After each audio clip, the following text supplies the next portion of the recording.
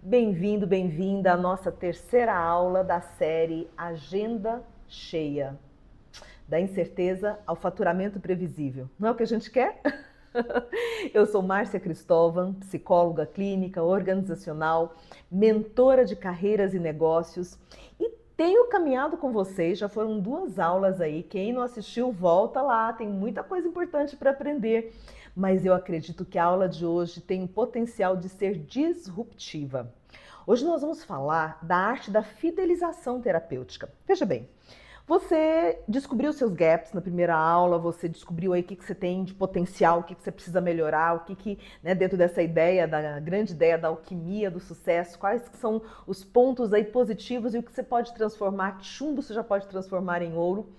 Na segunda aula, eu entreguei para você estratégias para você atrair pacientes para sua agenda, ao invés de ficar simplesmente deitado no ninho, de bico aberto, esperando a sorte.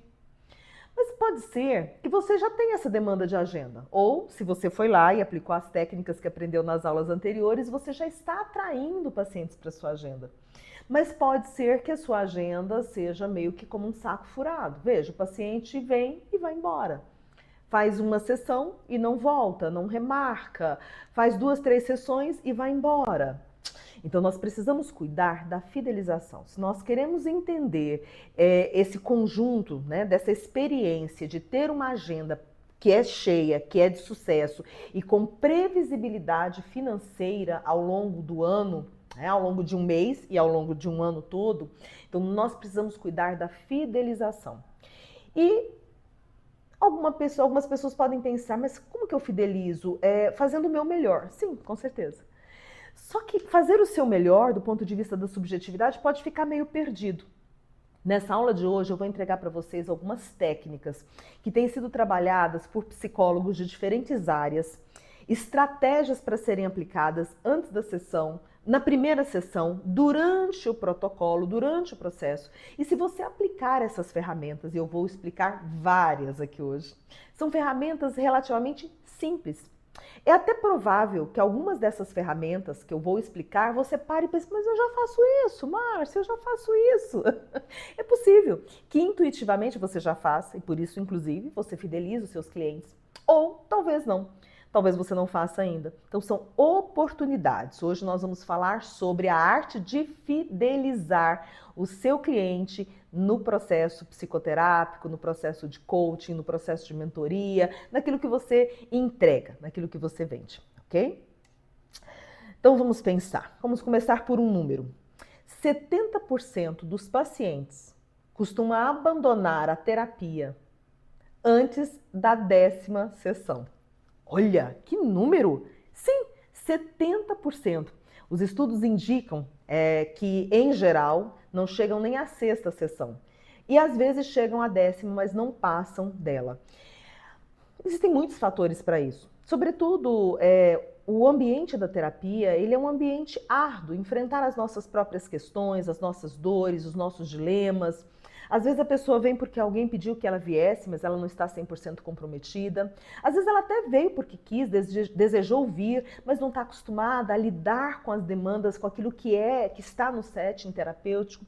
São muitas as questões que levam a esse número, que é um número assustador, né? 70% é um número assustador. Portanto, se você quer essa agenda de sucesso e uma agenda que promova para você a certeza do resultado, você vai precisar aprender essas técnicas para aumentar esses indicadores, para que você não fique aí dentro dessa estatística dos 70% aí de pessoas que desistem antes da 10ª sessão, ok? Bora lá! É importante a gente entender que fidelizar não é uma questão de marketing, é uma questão de vínculo. E aí nós já tocamos no principal ponto da psicoterapia.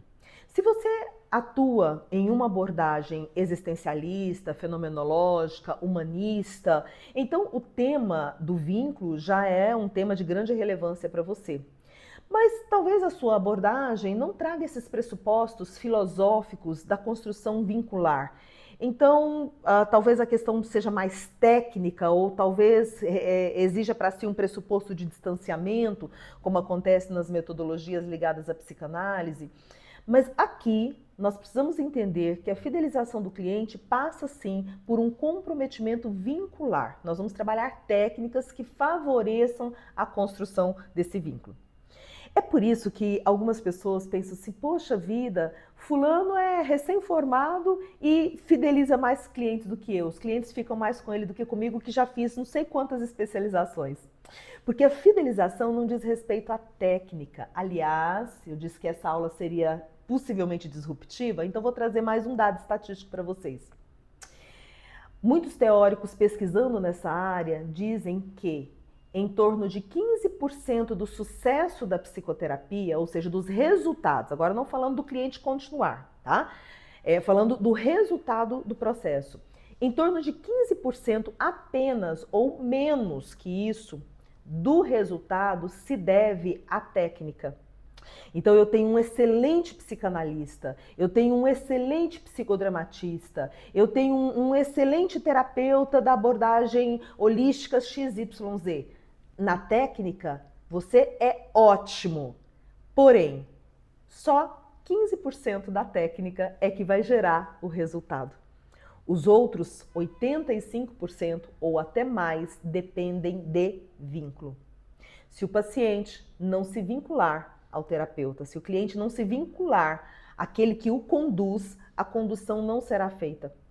É por isso, portanto, que algumas pessoas investem em cursos, tem pessoas que continuam fazendo zilhões de cursos e nada contra, é importante se aprimorar, com certeza, mas elas não conseguem gerar resultado da fidelização do cliente e, às vezes, o resultado real daquilo que o paciente procura no processo não chega como ela gostaria que chegasse, como o cliente gostaria que chegasse, ou até mesmo como aquela técnica propõe que fosse o resultado. Porque o vínculo não construído dificulta o alcance de resultados. Vínculo é tudo, hein, gente? Eu sempre falo sobre isso. Eu trabalho com uma abordagem, né? Eu fiz formação em várias áreas, desde TCC até análise junguiana, e ao longo dos meus 30 anos de carreira foram várias as minhas formações. Eu sou daquele grupo que nunca para de estudar e que sou curiosa, gosto de aprender mais. Mas para mim isso é muito claro, o vínculo. E é por isso que, mesmo tendo feito formação em muitas áreas, eu nunca deixei de acreditar e de me postar, né, de me colocar através de uma abordagem existencialista. São dois seres que caminham lado a lado. Tudo bem, eu tenho a técnica, eu tenho o conhecimento, mas para além da técnica e do conhecimento, nós somos dois seres caminhando lado a lado.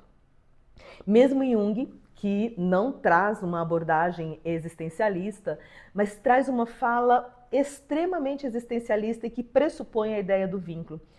Conheça todas as técnicas, estude toda a ciência, mas quando estiver com um outro ser humano, com uma outra alma humana, seja apenas uma alma humana, seja apenas um ser humano. O vínculo vem acima de tudo e nós podemos pensar, a sua habilidade de formar vínculos é boa, média? Que nota você percebe? Até porque essa capacidade de formação de vínculos, ela está para além do setting terapêutico. Então, algumas pessoas vão trazer isso para o setting terapêutico, como eu já disse um pouco antes, porque ela já faz isso na vida. Ela já é simpática, ela já é empática, ela chega num ambiente novo, já faz amizade, as pessoas já conversam com ela, já se sentem à vontade. Né? É comum isso, assim, a pessoa diz, nossa, eu acho que eu vou ser psicólogo, porque todo mundo conta para mim os segredos. Então tem pessoas que já têm essa predisposição e outros não.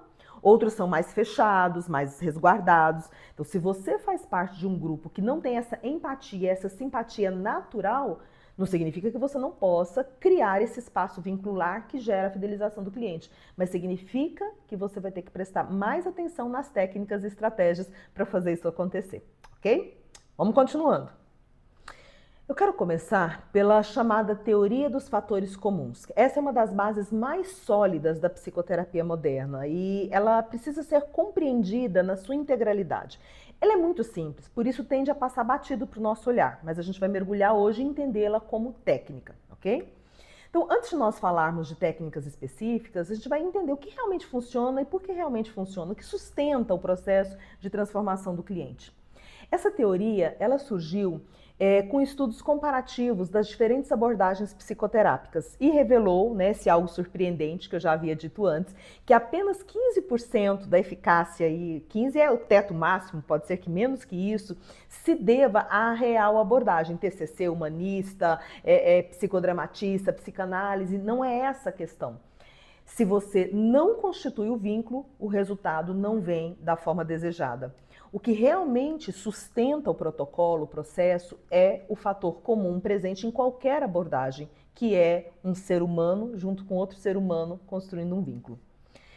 Aqui, essa abordagem apresenta alguns itens que nós vamos olhar agora enquanto técnica, porque do ponto de vista básico, na relação a gente faz isso o tempo todo sem perceber. Do ponto de vista técnico, primeiro, aliança terapêutica. Veja, é a qualidade do vínculo que você forma com seu cliente.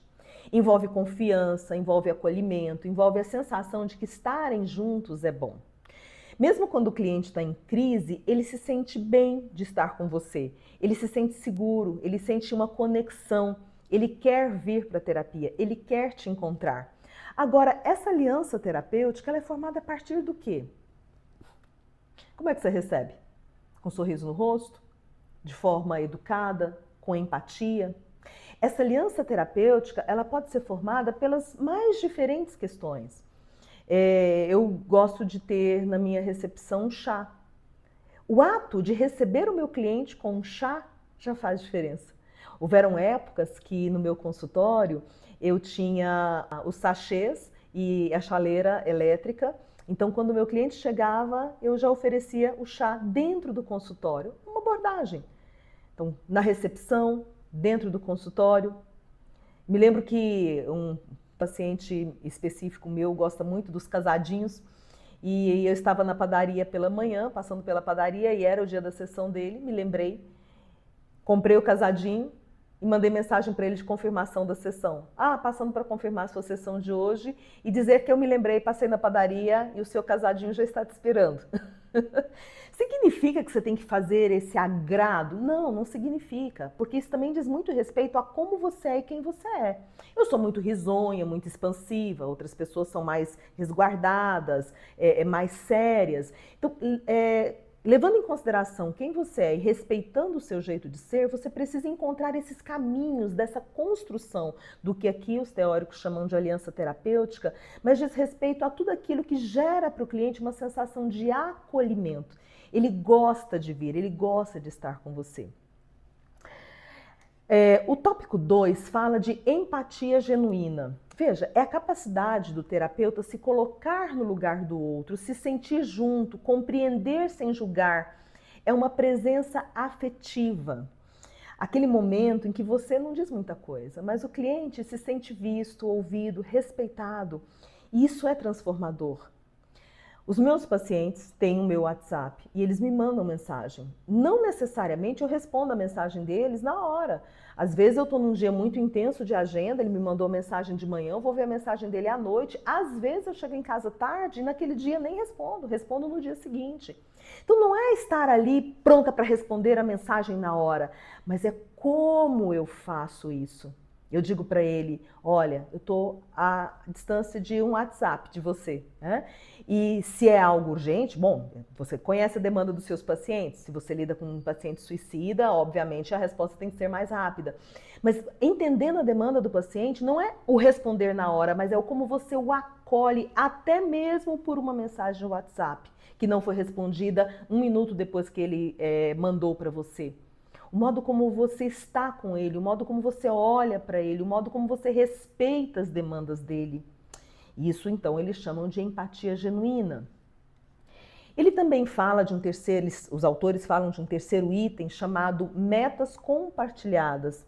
Quando o cliente e terapeuta estão alinhados quanto ao que esse caminhar busca, né? Quanto ao que os dois buscam. O terapeuta busca algo? Sim, o terapeuta busca encontrar aquilo que o paciente deseja, né? E, inclusive, às vezes, aquilo que o paciente nem sabe ainda que deseja, porque ele ainda não tem a consciência dele. O terapeuta, às vezes, já percebeu algo, né, numa cena de fundo que o paciente ainda não deu conta de perceber. Mas existem metas e nós precisamos comungar essas metas. Quando o cliente percebe que existe um caminho claro, que o processo tem uma clareza e que ele tem voz na tomada de decisão de para onde ele quer ir, o que ele quer trabalhar e o que ele quer fazer no processo psicoterápico, ele se engaja muito mais. As pesquisas mostram que esses fatores, aliança, empatia e metas compartilhadas, quando eles são aplicados no processo psicoterápico, entre 30% e 70% dos resultados aumentam. Os resultados aumentam entre 30% e 70%. É muito, não é? Você pode até pensar assim, nossa, mas entre 30 e 70 tem uma distância grande. Sim, lógico. Porque, veja, um paciente com uma síndrome do pânico, que já veio de uma depressão grave, aí dos últimos 10 anos, é uma coisa.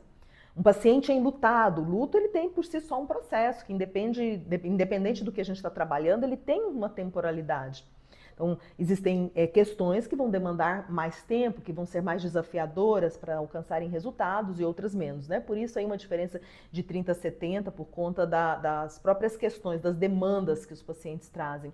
Mas o aumento de resultado é muito grande. Aliança, empatia, metas compartilhadas. Por isso, ao pensar em fidelização, não se trata apenas de usar as ferramentas que o seu curso de pós-graduação, a sua formação, tudo aquilo que você aprendeu daqueles teóricos maravilhosos, não é uma questão de aplicar isso apenas. É uma questão de cultivar fontes de intenção clínica para a fidelização acontecer. As técnicas são barco com o qual vocês vão navegar por oceano. Mas esses fatores aqui ditos, que dizem respeito à nossa humanidade, a dois humanos juntos caminhando lado a lado, é que vão fazer a diferença. Isso é o vento que faz, né? Pensando aqui no barco à vela, né? O barco é o conjunto de técnicas, mas essa intencionalidade de criar o vínculo é o vento que vai tocar esse barco, fazer esse barco ir, né, mais rapidamente em direção aonde se deseja. E aí, pensando nesses aspectos, que nota você acha que você merece? Você já faz isso intencionalmente? Não faz? Tem facilidade? Não tem? Pensa sobre isso. Um segundo elemento que é muito útil para a construção desse vínculo que vai gerar a fidelização tem uma sigla, FIT. É um tratamento informado por feedback. Diz respeito a você criar estratégias para oferecer para o seu cliente feedbacks do processo e receber do seu cliente feedbacks do processo. Vamos olhar um pouquinho melhor para isso. Scott Miller, um psicólogo clínico, ele é o principal desenvolvedor do método e ele enfatiza que existem fatores comuns na psicoterapia que geram o núcleo dessa efetividade. Dá certo ou não dá certo? Então, o núcleo para o dar certo ou não, o núcleo dessa efetividade se baseia nesses fatores que ele determina e que ele incorpora aqui na ferramenta chamada FIT. Esses fatores comuns são aliança, empatia, colaboração, parte do que já foi dito anteriormente, inclusive, e que ao longo do caminho são os maiores preditores de sucesso do paciente continuar vindo e de resultado, de efetivamente esse paciente virar a chave, esse paciente alcançar resultados que se espera. Junto a esse primeiro autor vem Barry Lucan e ele traz a construção de um instrumento chamado SRS. Esse instrumento, ele gera uma autonomia dentro do protocolo, e já já nós vamos entender a escala, que é esse instrumento. E nós temos Rublin, um outro autor, que vem e também coopera, criando novos instrumentos e novas ferramentas. Observe, quando um cliente chega para a psicoterapia, você aplica um instrumento curto. Quando o cliente termina a terapia, você aplica um instrumento curto. E esses pequenos instrumentos vão guiando o protocolo. Quando eu falar para você que jeito que é esse instrumento, você vai falar assim, mas Márcia, isso é muito simples. Corre o risco de você virar para mim e falar assim, Márcia, mas isso é bobinho. Mas as pesquisas indicam que houve um aumento de 27% de retenção dos clientes quando eram usados esses dois instrumentos que eu vou explicar, né? Eu falei a sigla, mas daqui a pouquinho eu vou apresentá-los. É muito simples, chega a parecer simplório, mas um aumento de 27% de retenção. Se você tem dificuldade de reter o paciente, tá aí um instrumento. E para aqueles pacientes que ficaram, um aumento de até 50% dos resultados. Acho que vale a pena, hein? Vamos entender? Vamos embora lá. Vamos olhar para cada um desses instrumentos. A primeira escala dentro desse protocolo ORS é uma escala com uma linguagem clara para você aplicar com o cliente no começo de uma sessão. Você pode aplicar no começo das primeiras 5 sessões, é uma das sugestões que eles colocam, ou de tempos em tempos você aplica, é uma outra sugestão, mas você vai mensurar o que vai ficar melhor com cada cliente, a depender de cada caso, ok? Você vai dizer o seguinte: antes de nós começarmos a sessão hoje, eu quero te convidar a usar uma ferramenta muito simples, mas muito rica. Ela é uma forma da gente registrar como é que você está se sentindo nessa última semana. Se você já aplicou semana passada ou nesses últimos dias, se já tem um tempo que vocês estão caminhando e você não aplicou. E eu quero saber isso em algumas áreas da sua vida. Nós vamos olhar juntos para 4 áreas e ver como é que você está em cada uma delas. Você vai me dizer uma nota de 0 a 10. Se você quiser conversar, me explicar a nota, você pode, ou você pode apenas me dar a nota, ok? Então vamos lá. Primeira área, você com você mesmo. Como é que está o seu bem-estar pessoal, de 0 a 10? E a pessoa dá a nota e você pergunta, você quer falar sobre ou só quer dar a nota? O segundo tópico é você com a sua família e com as pessoas mais próximas, o seu bem-estar interrelacional de 0 a 10, como é que está?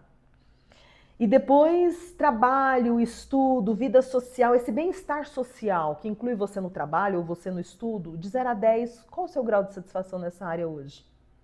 E por último, o quarto item, o seu bem-estar geral, como que você se percebe na sua sensação na totalidade de bem-estar de 0 a 10? E quando o paciente termina de dar essas notas, ele pode já ter começado uns comentários, talvez ali já nasça um tema importante, relevante para a sessão, né? Para aqueles terapeutas mais ainda imaturos no processo, de início de carreira, que fica, ai meu Deus, o que vai acontecer, o que vai falar hoje? Talvez já seja uma forma de você perder esse medo do início da sessão, né? O medo de não ter o que falar. E o mais importante desse instrumento tão simples é que o paciente cria uma conexão com ele mesmo, no entendimento do que rumo que ele quer dar para a sessão de hoje.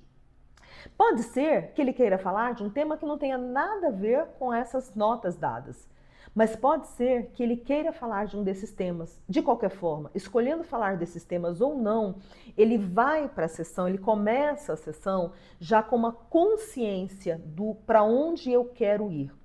Esse instrumento, ele meio que devolve para o paciente uma responsabilidade. Quem eu sou no meu processo, o que eu quero fazer no meu processo, para onde eu quero caminhar o meu processo.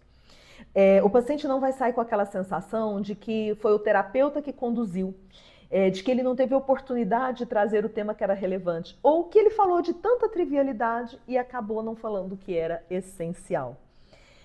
Quando o paciente tem essa sensação de que a terapia foi útil de verdade, de que a terapia foi rica, que foi falado na terapia aquilo que ele precisava falar, isso gera vínculo, isso gera uma sensação de que está valendo a pena. Quando ele sai com a sensação de que foi só um monte de bobeira, de que o que era importante não foi dito, que não houve espaço para ele falar o que era importante para ele, a chance dele começar a desistir, não querer voltar, a própria frustração diminui a potência da caminhada. É ou não é uma ferramenta simples? Sem falar que com essa ferramenta nós podemos criar uma estrutura gráfica e ao final de 1 mês de terapia, 2 meses, 3 meses de terapia, perceber como essa pontuação muda. Por exemplo, em relação ao bem-estar relacional, ao longo do tempo mudou? As notas melhoraram? As notas pioraram? Você, como terapeuta, usa isso como um critério até para compreender o avanço desse paciente, percebe? Para poder focar coisas que de repente ele não focou ainda, mas olha, se essa nota continua num platô, não muda, nunca melhora, ou se essa nota está em declive, mesmo que ele não tenha desejado falar, eu preciso provocar isso. Ou até como uma forma de dar feedback. Lembra que o método é o método de feedback? É o paciente te dando feedback, mas você dando feedback para ele. Fulano, olha que maravilha, eu estava percebendo o gráfico, quero te mostrar. Nos últimos 3 meses, olha como a sua nota em relação ao seu sentimento de bem-estar consigo mesmo melhorou. Você está de parabéns, que maravilha. Às vezes a pessoa melhora e não percebe que melhorou, ela não tem consciência da sua melhora. E você pode, através de uma ferramenta tão simples como essa, mostrar isso, né? E esse feedback, mais uma vez, ajuda, fideliza. A outra escala, também extremamente simples, é a escala SRS, que é a escala de avaliação de sessão que você aplica no final de sessão. Você não precisa aplicar todas as sessões, você pode durante um tempo aplicar, depois parar, voltar. Você vai fazer a leitura. Agora tome cuidado. Essa é uma ferramenta em que você busca feedback do cliente. Mas qual é o cuidado? Não significa que essa é uma avaliação sobre você. Tá? Então fique muito atento para que isso também não mine aí o seu senso de competência no processo ou que você precise disso para poder gerar o sentimento de competência no processo. Você deve ser capaz de se autoavaliar. Mas fazer com que o paciente avalie o processo é importante mais para ele até do que para você. E também para você. Olha como é simples. Pergunta 1. Eu me senti ouvido e compreendido e respeitado na sessão de hoje? De 0 a 10 quanto? Forte, né? A conversa de hoje foi impactante e relevante para o que eu quis trabalhar? De 0 a 10 quanto? A forma como nós trabalhamos hoje fez sentido para mim? De 0 a 10 quanto? De forma geral, a sessão de hoje foi positiva para mim? De 0 a 10 quanto? Você viu que as perguntas, elas são impactantes e até pesadas. Se você tem um paciente muito crítico, aquele paciente que, por exemplo, não dá conta de trabalhar os próprios conteúdos e quer jogar nas costas do terapeuta suas frustrações, ele pode trazer aqui alguns dados que falam mais dele do que de você.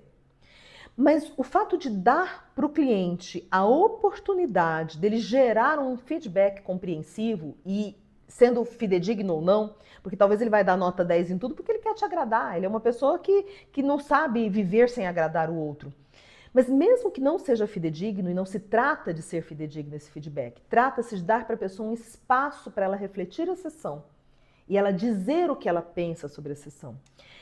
Contar para o cliente que eu me importo com ele, contar para o cliente que eu me importo com a percepção que ele tem da sessão e que eu estou disposta a ir além, a fazer diferente, a buscar novos caminhos que possam ser para ele melhores.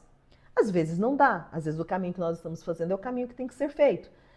Um paciente que precisa aprender técnica de relaxamento porque é muito relevante para um caso de pânico e ele não gosta de técnica de relaxamento, mas enfim, é o caminho. Né?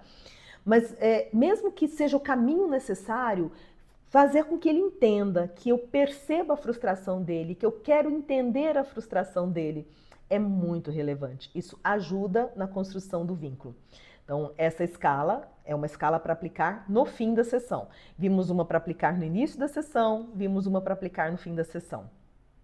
De acordo com o Scott Miller, o feedback não é para agradar o paciente, ele é para nossa própria autoeficácia como terapeutas. O cliente, ele é um juiz, ele precisa dizer o que está funcionando para ele. Agora, cabe a nós dar o sentido para aquilo que ele está comunicando. Afinal, você é o profissional, você tem as competências técnicas, você tem o entendimento da teoria. Dentro desse aspecto aqui, né, o FIT é um posicionamento que agrega para si ferramentas, trouxe aí para vocês 2 ferramentas, mas mais do que aplicar essas 2 ferramentas é entender que no processo eu preciso colher feedback do meu cliente, de como ele está, do para onde ele quer ir, de como ele está se sentindo e de como ele está sentindo o processo psicoterápico. Lembrem-se que os indicadores aqui são elevados, né, para o sucesso da psicoterapia quando você aplica as técnicas próprias aqui desse instrumento chamado FIT, que é essa possibilidade de feedback durante as sessões. E aí, você já fez algo parecido? Bom, até agora eu trouxe para vocês o embasamento da relevância de construir vínculo, técnicas de feedback, 2 instrumentos bem simples para gerar essa congruência, essa interconexão, esse engajamento do cliente no processo. Mas agora eu quero falar de um outro aspecto que também gera esse engajamento, gera esse vínculo, gera essa entrega do cliente para o processo, que é o que se faz antes da chegada do cliente. Quando o paciente vem para a psicoterapia, para um processo terapêutico de uma forma geral, existe muito achismo do que ele vai encontrar, né? Existem muitas teorias, ele viu numa novela, num filme, um amigo fez, e não necessariamente o que ele viu nesses locais é o que ele vai encontrar com você. Até porque às vezes o amigo fez com um terapeuta que trabalha com uma outra modalidade, uma outra estrutura de atendimento e é diferente do que ele vai encontrar com você. Então, essa incongruência, essa não compreensão, ela dificulta o início do processo. Então, nós vamos falar de algo que os teóricos chamam de intervenção educacional prévia, que é uma estratégia simples, mas altamente eficaz para reduzir o abandono precoce e aumentar o engajamento desde o primeiro contato. De acordo com alguns teóricos, o processo terapêutico deve começar antes da primeira sessão. Você pode montar uma estrutura, um material num PDF, um e-book, às vezes um vídeo seu de 1 minuto e meio, explicando o que é o processo e o que essa pessoa vai encontrar com você. Olha que bacana.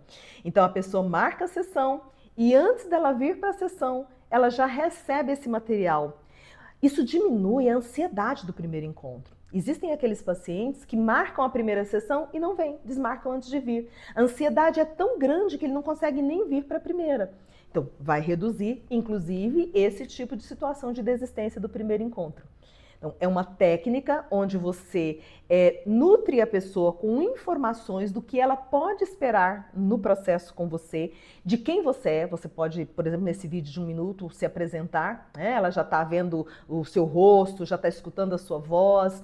Isso é diferente. Quando você vê um ator, você nunca encontrou com ele, mas se você o vê, é como se você já o conhecesse, porque o fato de ter visto muitas e muitas vezes antes gera uma familiaridade. Essa é a lógica. Se ele entra em contato com o material seu, principalmente se for algo audiovisual, gera para ele uma sensação de eu já te vi antes, uma sensação de familiaridade. Se você não tiver a vontade para gravar um vídeo, que seja, né, um pequeno e-book, que seja uma mensagem de WhatsApp, contextualizando para ele o que vai acontecer nessa primeira sessão, já quebra um pouco dessa barreira. E aí, você já praticou essa técnica alguma vez? Uma outra estratégia muito relevante é o que você faz na primeira sessão, a sessão de número 1. Alguns teóricos falam de um momento de definição de papéis, que faz muita diferença. Nós temos uma possibilidade de que quando a pessoa chegue nesse processo, ela já escutou antes, ela já viu o seu vídeo, ou leu o seu material, ela já entendeu como vai ser essa primeira sessão, ela já entendeu quem você é. Mas uma coisa é o que ela escutou fora, outra coisa é ela chegar aqui e você explicar para ela. A primeira sessão, o primeiro encontro, ele é um encontro para estabelecer as expectativas. Em geral, a pessoa chega, fala o que ela está buscando, por que ela está aqui, às vezes ela fala das angústias dela, mas depois que ela traz tudo que ela tem para trazer, é preciso que você retome a palavra, que você faça um resumo do que você escutou dela, até para ela perceber que você estava ali junto com ela de verdade. E ao realizar essa devolutiva do que você escutou, você diga, agora eu quero te contar um pouquinho do que você pode encontrar aqui comigo. Esse é o momento em que você vai definir quem você é, a sua formação, as especializações que você tenha, isso pode ser relevante ou não para o caso. Definir como são os encontros, que vocês vão se encontrar uma vez por semana, que cada encontro dura 50 minutos. Explicar para ela um pouco do que é o processo psicoterápico. Por exemplo, explicar para ela que na psicoterapia uma caminhada se faz não numa linha ascendente que vai do ponto A ao ponto B só subindo, não. A gente tem momentos de baixa, que o momento de baixa não significa que piorou, mas significa que na nossa vida essa linha sinuosa acontece e acontece também na psicoterapia. Explicar que vão ter sessões agradáveis, que ela vai sair rindo, mas que possivelmente vão ter sessões que ela vai sair angustiada, e isso é natural, porque a gente, em alguns momentos, a gente vai ter que limpar a ferida, e fazer curativo dói. Então são essas falas, essas explicações do processo. Se você é especialista em técnicas projetivas, em avaliação de personalidade, que você pode usar, né, isso também, que vocês podem fazer a avaliação. Enfim, aquilo que diz respeito à psicoterapia de uma forma global e aquilo que diz respeito ao que você pode entregar dentro da sua expertise, dentro daquilo que você tem de habilidade. E a pergunta, é isso que você está buscando? Isso faz sentido para você? É isso que você imaginou que encontraria aqui comigo? Se você tem uma abordagem psicanalítica, né, o que faz parte da sua abordagem? Se você tem uma abordagem TCC, o que faz parte da sua abordagem? Se vai ter tarefa para casa, se não vai ter. Sabe aquele ditado que o combinado não sai caro? é sobre isso. É criar para ela um entendimento e perguntar quais são as expectativas que ela tem, dizer para ela o que ela pode encontrar com você ou não. Isso faz toda a diferença no início do processo. Então a pessoa já veio tendo uma ideia do que encontrar no primeiro encontro, agora ela sabe como vocês vão caminhar, o que ela pode esperar da psicoterapia com você. Você costuma fazer isso na primeira sessão?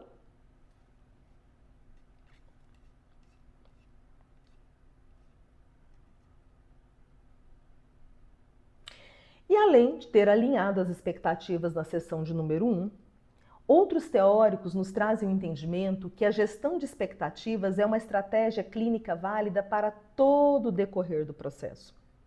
Então, ao longo da jornada psicoterápica, nós precisamos de tempos em tempos ir realinhando e reajustando. Por exemplo, eu sempre realinho com os meus pacientes as expectativas no retorno de férias. Porque o paciente que sai de férias em dezembro e o que volta em janeiro, às vezes a água rolou debaixo da ponte ali e ele volta com novas ideias, novas perspectivas ou novos problemas, novas demandas. Algo novo aconteceu, perdeu o emprego ou foi promovido, chegou um filho, se separou, as demandas mudam porque a vida é dinâmica. Então aquelas demandas que o paciente trouxe para mim nas primeiras sessões, elas vão mudando na medida que o dinamismo da vida vem.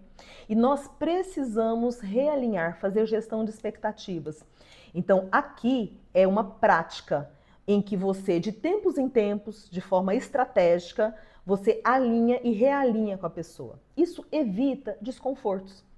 Às vezes eu recebo pacientes que vêm de outras caminhadas psicoterápicas e eles dizem: eu até gostava muito da terapia com fulano de tal, mas parece que chegou uma hora que a gente já não sabe, estava chovendo no molhado. O que será esse chover no molhado? Será que não foi a falta de realinhar?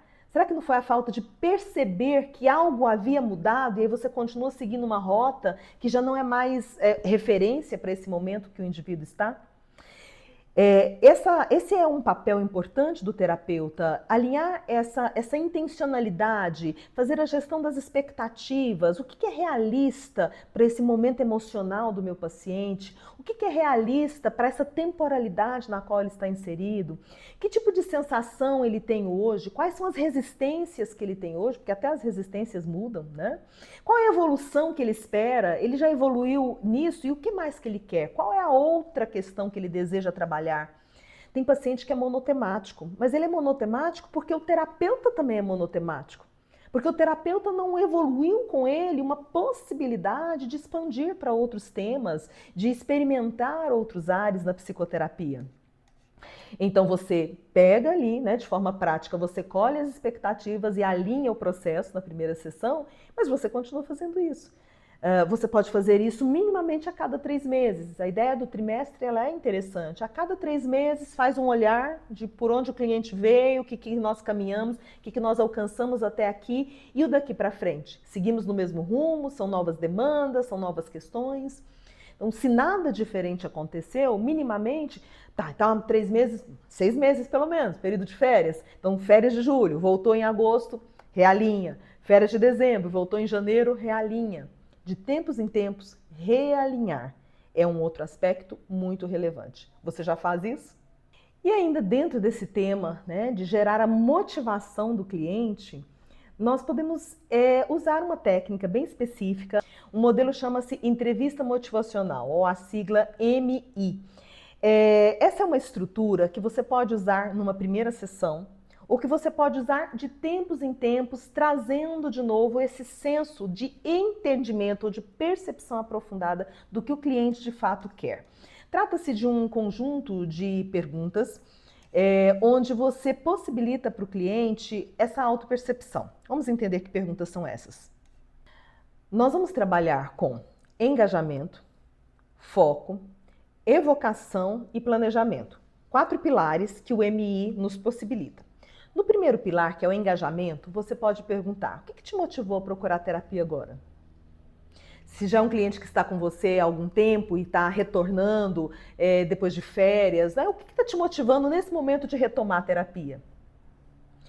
Ou como tem sido para você lidar com isso sozinho, se a pessoa não estava em terapia antes? Como tem sido para você lidar com esse tema que você está falando que te motiva a estar aqui agora? Então, isso aí é o engajamento.